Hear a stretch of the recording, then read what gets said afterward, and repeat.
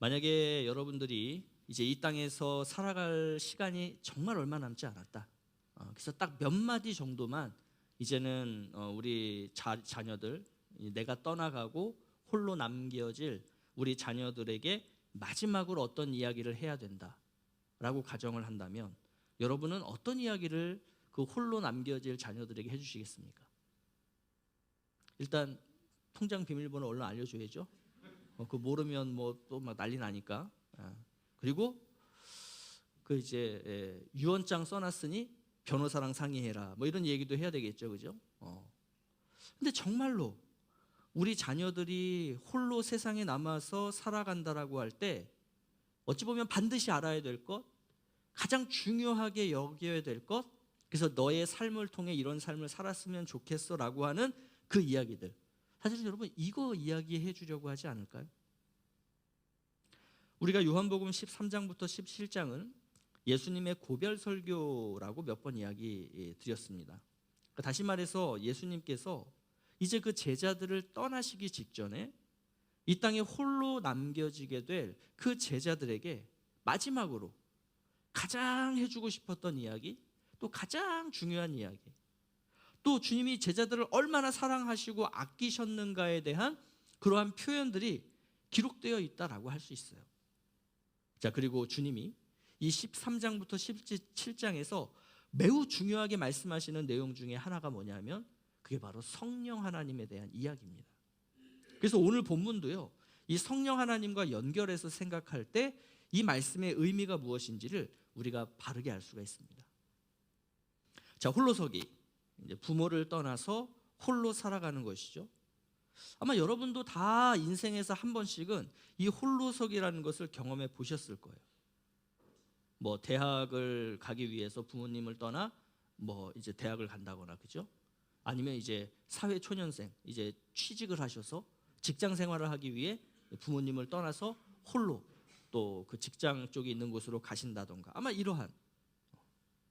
여러분 그럴 때 어떠셨어요? 어떤 설레임도 있었을 것이고요, 또 떨림도 있었을 것이고요, 혼자 살아가야 한다는 것에 대한 어떤 두려움도 있었을 것이고요, 아마 그러셨을 거예요. 근데 이러한 우리의 홀로서기와 오늘 이 본문 속에 있었던 제자들의 홀로서기는 그 결이 참 많이 다르다라는 생각을 하게 됩니다. 뭐 모두가 그러시지는 않았겠지만 여러분 보통 사람들이 하게 되는 홀로서기는 이런 의미 아니겠습니까? 이제 인생에서 어찌 보면 더 큰 바다로 나가기 위한 홀로서기, 그죠?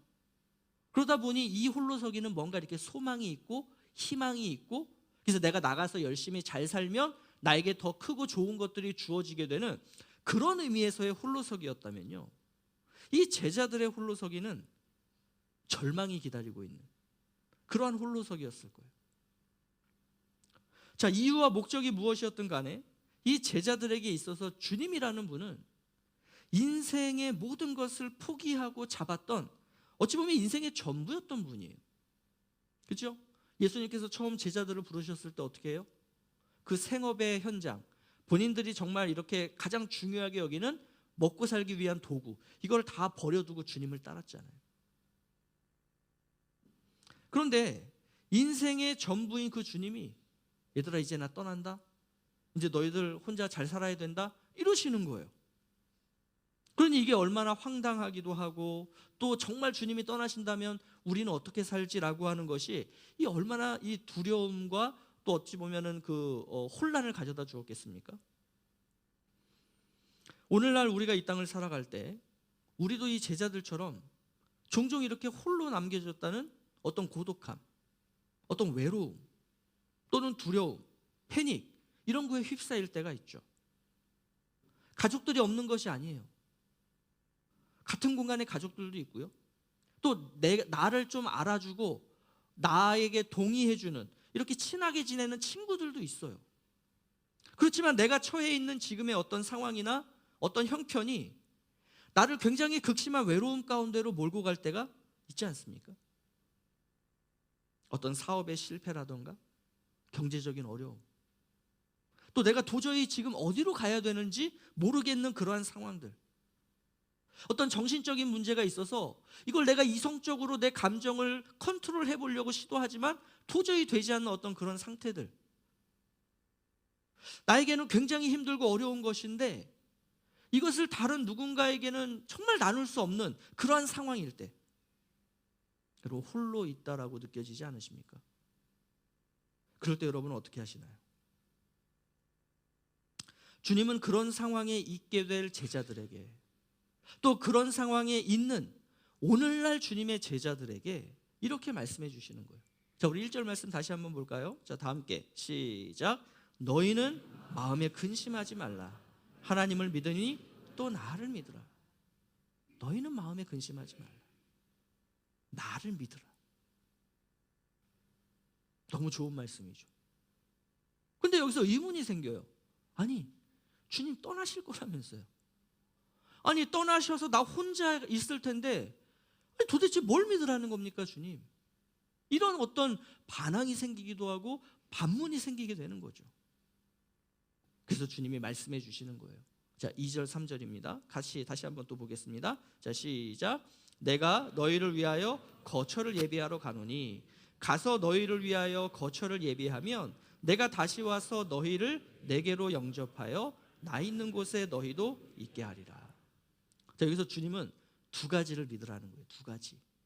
자, 첫 번째는 뭐냐면 내가 가는 것은, 내가 가고 너희들이 홀로 남겨질 텐데 내가 이렇게 가는 이유는 너희를 위한 거처를 예비하기 위함이다. 이걸 믿으라는 거예요. 자, 그리고 두 번째가 뭐냐? 내가 다시 올 거야. 내가 지금은 잠깐 너희들을 떠나지만 내가 다시 와서 너희를 내게로 영접하고 나 있는 곳에 너희를 데려가서 내가 함께 살게 할 거야. 그러니 이걸 믿으라는 거예요. 자, 그럼 이 내용을 우리가 조금 더 살펴봐야 되는데, 아까 제가 이 말씀은 뭐와 연결해서 봐야 된다 그랬죠? 성령 하나님과 연결해서 봐야 돼요. 그래서 요한복음 13장부터 17장에는 성령 하나님에 대한 이야기를 굉장히 많이 해주십니다. 자, 그럼 첫 번째 내용을 한번 보죠. 내가 가는 것은 너희를 위한 거처를 예비하기 위함이다. 이걸 믿어야 돼 라고 말씀하셨어요. 그럼 이것은 몇 가지의 의미를 함께 담고 있는 표현입니다. 자, 첫 번째로 성령 하나님께서 그 믿는 자들 가운데 내재, 그 안에 함께 하시며 성전으로서 살아가게 하는 그 성도를 의미하는 거예요. 자, 예수님이 이제 십자가에서 죽으시고 부활하시고 그리고 이제 승천하시게 되면 누가 오시죠? 우리는 알고 있죠? 성령께서 오세요. 그리고 그 성령은 예수를 그리스도로 믿은 모든 사람 안에 내재, 거하신다는 거예요. 자, 하나님의 영이신 그러한 성령이 거하시는 곳을 성경은 뭐라고 표현합니까? 그걸 성전이라고 표현하죠. 하나님이 계시는 곳이 성전이에요. 그러니까 주님은 우리를 지금 뭘로 만드시기 위해서 가신다는 거예요? 우리를 성전으로 만들기 위해서 지금 제자들을 떠나실 수밖에 없다는 거예요. 이것이 바로 뭐냐? 주님이 지금 제자들을 떨어뜨리고 홀로 걸어가시려고 하는 십자가의 길인 거예요. 결국 이 십자가의 길은 어떤 의미예요? 우리를 성전 만드시기 위한 그러한 주님의 희생과 주님의 사랑이다라고 하는 것이죠. 자, 그러면 이렇게 성령이 함께 하셔서 구원받은 그 사람들을 성도들이라고 하고, 그러한 성도들이 함께 모인 것, 공동체, 이거를 우리가 뭐라고 부르죠? 이거 이제 우리가 교회라고 부르는 거죠. 교회. 그러니까 교회 역시도 성령 하나님께서 임재해 계시는 곳 아니겠습니까? 하나님께서 임재하셔서, 성령께서 임재하셔서 영광 받으시는 공동체, 그러한 장소라던가 그러한 모임, 이거를 이제 교회라고 하는 거죠. 그래서 본격적인 신약의 교회는 언제부터 형성됩니까? 예수님께서 떠나가시고 제자들이 성령을 받은 이후, 그때부터 그 성령을 받은 사람들을 중심으로, 제자들을 중심으로 교회라는 것이 생겨나기 시작했던 것이에요. 성령께서 함께 하시는 성도, 그리고 그러한 성도들이 모여서 역시 성령님이 함께 하시는 교회, 이게 바로 예수님이 말씀하신 너희를 위한 거처, 이거를 준비하러 주님은 지금 가시겠다는 거예요. 자, 두 번째 의미는요, 우리가 잘 알고 있는 그 하나님 나라, 그러니까 천국입니다. 그래서 그 천국, 우리가 앞으로 미래에 가게 될 그 하나님의 나라 천국에 우리가 살 곳을 예비하러 가신다는 거예요. 여러분, 예수님께서 재림하신다라는 것을 우리 모든 교회, 우리 믿는 성도들은 믿고 있죠? 그 세상을 심판하실 거예요, 예수님이 재림하신 후에. 그리고는 믿는 자들을 데리고는 어디로 가십니까? 영원한 하나님의 나라로 데리고 들어가시겠다라고 지금 약속하고 계시는 거죠. 이러한 그 미래적인 하나님의 나라, 우리가 앞으로 죽어서 살게 될 그 천국, 제자들에게 그것을 소망하며 믿으라고 하셨던 거예요. 자, 그러면 예수님이 지금 말씀해 주신 이 두 가지 중에 첫 번째는 이미 이루어졌죠. 그죠? 예수님께서 십자가에서 죽으시고 부활하시고 승천하시고 그 성령의 시대가 도래하면서 이제 오늘날 이 신약 시대를 살고 있는 우리는 예수 그리스도를 믿음으로 성령의 세례를 받고 우리는 성령 하나님을 모시고 살아가는 성전이죠. 그리고 지금 이 교회, 여기에 지금 하나님께서 임재하시고 성령께서 함께 하심으로써 우리의 예배를 통해 영광 받고 계신 거죠. 이게 증거예요. 그 예수님의 그 첫 번째 약속이 이렇게 실현이 됐단 말이죠. 자, 그러면 두 번째 의미 뭐였어요? 우리가 가게 될 미래적 하나님 나라, 우리가 가게 될 저 천국. 자, 이것을 우리는 지금 기다리고 있죠. 그죠? 자, 이렇게 앞으로 주님이 재림하실 것, 그리고 그 주님이 우리를 데리고 천국으로 가실 것을 우리는 기다린다라고 할 때 이것을 성경은 뭐라고 표현하냐면 그걸 소망이라고 표현하는 겁니다. 주님은 제자들에게 지금 이것을 소망하고 믿으라고 하시는 거죠. 자, 그 다음에 주님이 믿으라고 하신 두 번째가 뭐였죠? 내가 다시 와서 너희를 나에게로 영접해서 나 있는 곳에서 너희와 함께 살게 하겠다, 이거예요. 자, 그러면 우리가 아까 그 첫 번째 내용들을 생각해 보시면 이제 이 두 번째는 자연스럽게 해석이 돼요. 자, 첫 번째 의미를 생각을 해본다면 1차적으로는 어떤 의미냐면요, 이제 지금 예수님께서 십자가에서 며칠 후에 죽으실 거잖아요. 그리고 예수님께서 부활하실 거잖아요. 그렇게 부활하신 후에 예수님이 뭐 하시죠? 그냥 바로 하나님 나라로 올라가십니까? 그러지 않으시고 제자들을 만나시죠. 그러니까 이거예요. 내가 다시 올 거야 라고 하신 예수님의 첫 번째 의미가 내가 십자가에서 죽지만 부활 후에 내가 다시 너희를 찾아오겠다라고 하는 것이 이 첫 번째 의미라는 거죠. 비록 제자들은 지금 예수님의 이 말씀의 의미를 모르지만 조금 후면, 며칠 후면 아, 예수님이 말씀하셨던 게 이런 의미구나를 비로소 알게 될 거예요. 자, 그러면서 동시에 이 표현 속에 담겨져 있는 두 번째 의미는 뭐냐면 부활하시고 승천하신 예수님이 이제는 성령으로서 제자들에게 다시 오실 것, 이거를 의미하는 거예요. 여러분, 성경은 이 성령을 표현할 때 이렇게 표현합니다. 예수 그리스도의 영이다. 예수 그리스도의 영이다. 여기서 이제 우리가 삼위일체 하나님이라는 하나님의 하나님 되심을 알게 되는 거죠. 네, 성부 하나님이 성자 예수님이시고 성자 예수님이 성령 하나님이시고 또 성령 하나님이 성부 하나님 되시는 이 삼위일체 하나님을 그래서 우리는 알게 되는 거죠. 다시 말해서 이 성령은 예수 그리스도의 영이세요. 성령이 우리에게 임재하셨다는 건 주님이 우리와 함께 하신다라는 그런 의미가 되는 거죠. 이게 바로 두 번째 의미예요. 자, 또 하나는 이제 그렇게 예수님께서 이제 머지않아 이 땅에 재림하시고 이 세상을 심판하시면서 그리고 이제 믿는 자들을 데리고 하나님의 나라로 들어가서 어디서 이제 우리는 영원히 함께 살아요? 저 천국 하나님 나라에서 이제는 주님과 영원히 함께 살게 되죠. 그러니까 이것도 의미하는 거예요. 세 가지의 의미를 다 담고 있는 표현입니다. 자, 그러면 예수님의 이 말씀을 들었던 오늘 이 본문 속에서의 제자들을 한번 생각을 해보자고요. 자, 제자들은 예수님이 이 말씀 해주셨을 때 이게 어떤 의미인지 알았을까요? 몰랐을까요? 아, 지금 이 말씀은 주님께서 십자가에서 죽으시고 부활하신 다음에 우리를 다시 찾아올 것을 말씀하시는구나. 아, 이 말씀은 주님께서 부활 승천하시고 성령으로 우리 가운데 오신다는 그런 의미구나. 아, 예수님께서 앞으로 재림하셔서 이 땅을 심판하시고 우리를 데리고 저 천국 하나님 나라로 가시겠다는 그런 의미구나. 이렇게 생각했겠어요? 전혀 그런 생각을 못했죠. 왜요? 왜 이 제자들은 예수님의 이 말씀 속에서 이 의미를 찾아내지 못했을까요? 왜냐하면 아직 성령을 받지 못했으니까요. 지금 이 당시의 제자들은 아직 성령을 받지 못했기 때문에 주님의 이 말씀 가운데 어떤 의미가 담겨 있는지를 알 수 없었던 거예요. 그렇지만 제자들은 머지않아 예수님의 부활과 승천을 직접 보고 경험하게 될 것이고요, 예수님이 올라가신 후에 기도하다가 그 성령 하나님께서 우리의 심령 가운데 임재하신다는 것을 강력하게 경험하게 될 거예요.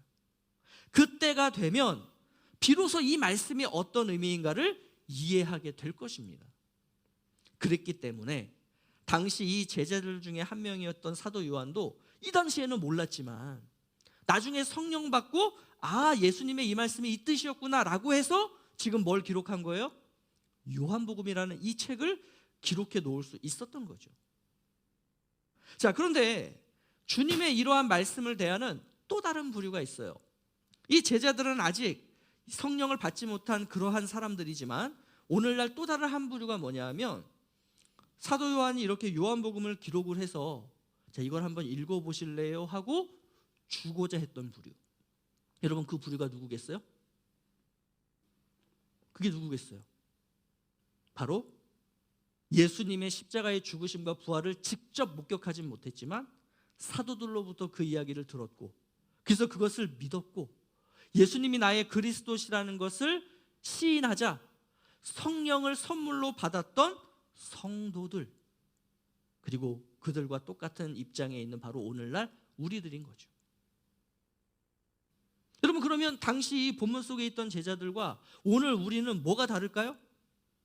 뭐가 다르겠어요? 가장 결정적인 다른 점, 그것은 바로 우리는 주님의 영이신 성령을 모시고 살고 있는 자들이라는 거예요. 그렇기 때문에 우리는 오늘 이 말씀을 보면서 이게 그런 의미군요, 저도 그 말씀에 100% 동의합니다라고 우리가 이야기할 수 있다는 거예요. 우리는 복음서, 성경의 말씀을 통해서 주님이 이렇게 십자가에서 나를 위해 죽으셨고 그리고 나를 위해 그러한 고난을 당하셨고 그렇지만 주님은 3일 만에 부활하셨고 그 주님은 제자들에게 자신이 살아났다는 걸 증명하셨고 그리고 주님은 승천하신 후에 주의 영이신 성령을 보내셨다는 것을 우리는 성경을 통해서 믿고 있고 우리의 삶을 통해서 경험하고 있는 거죠. 그래서 여러분, 우리는 성령을 모시고 사는 자들이에요. 우리 안에 성령께서 내재하고 계시는 그러한 존재들이 저와 여러분이에요. 그래서 저와 여러분을 뭐라고 부르느냐? 성도라고 부르고 성전이라고 부르는 겁니다. 자, 그러면 그런 우리에게 주님이 아직도 이루지 않고 계신, 그렇지만 머지않아 이루실 약속의 내용이 뭡니까? 이제 곧 재림하셔서 이 땅을 심판하시고 우리를 데리고 하나님의 나라로 들어갈 것, 이것을 우리는 뭐하고 있는 자들이에요? 기다리는 자들, 소망하는 자들이 바로 우리인 거예요. 여러분, 우리가 이 땅에서 살면서 홀로인 것처럼 느껴질 때, 도대체 내가 무엇을 어떻게 해야 할지를 알지 못할 때, 내가 어디로 가야 하는 것인지 모를 정도로 커다란 어떤 두려움이나 황망함에 빠져 있을 때 우리는 뭘 기억해야 됩니까? 너희는 마음에 근심하지 말라. 하나님을 믿으니 또 나를 믿으라. 우리 주님께서 죽음에서 부활하셔서 그 제자들을 만나셨던 것이 이미 성취가 되었고 주님께서 승천하신 후에 주의 영이신 성령을 보내셔서 지금 우리와 함께 하신다는 것도 우리가 경험적으로 또 지식적으로 알고 있다면, 그래서 주님이 약속하신 이 약속들이 이렇게 성취되었구나를 우리가 정말로 믿는다면 주님은 반드시 이 머지않은 미래에 이 땅에 재림하실 것이고 나를 이 외롭고 힘들고 어렵게 만드는 이 땅으로부터 데리고 저 행복과 감사와 기쁨이 가득한 저 하나님의 나라로 데려가실 것이다, 그곳에서 나와 함께 영원히 살아가실 것이다를 소망하며 오늘을 뭘로 살아요? 믿음으로 살아가는 것이죠. 여러분, 이것이 바로 주님이 바라셨던 제자들의 홀로서기였던 거예요. 자, 내일부터 고난주간이 시작이 됩니다. 고난주간은 주님이 우리를 위해서 당하셨던 그 십자가의 고통과 죽으심을 기억하고 기념하는 시간이죠. 그리고 주님이 고난을 당하셨던 것은 우리가 바라는 이 소망과 우리가 확신하는 이 믿음의 내용을 우리 안에 이루시기 위함이었다는 거예요. 주님의 그 고난과 죽으심이 없었다면 나는 성도가 될 수 없었어요. 주님의 그 고난과 죽으심이 없었다면 나는 성전이 될 수 없었어요. 주님의 그 고난과 죽으심이 없었다면 우리는 곧 주님이 재림하실 것이고 그러한 나를 데리고 하나님 나라로 가실 것이다라고 하는 이 소망을 품고 살 수 없는 자였다는 거예요.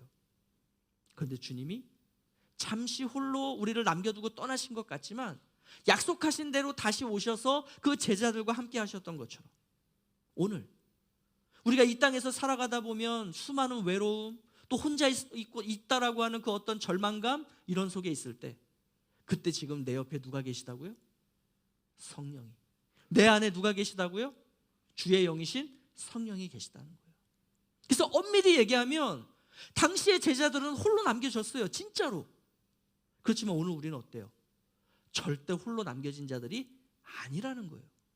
내가 홀로 남겨져 있다라고 아무리 그렇게 생각하고 내 처지를 그렇게 비관적으로 바라본다 하더라도 지금 내 안에 누가 계셔요? 주님이 계시다는 거예요. 이것을 믿음으로 살아가는 삶, 다시 오실 주님을 소망하는 삶, 그게 바로 오늘 이 땅을 살아가는 저와 여러분들의 삶이어야 하는 줄로 믿습니다.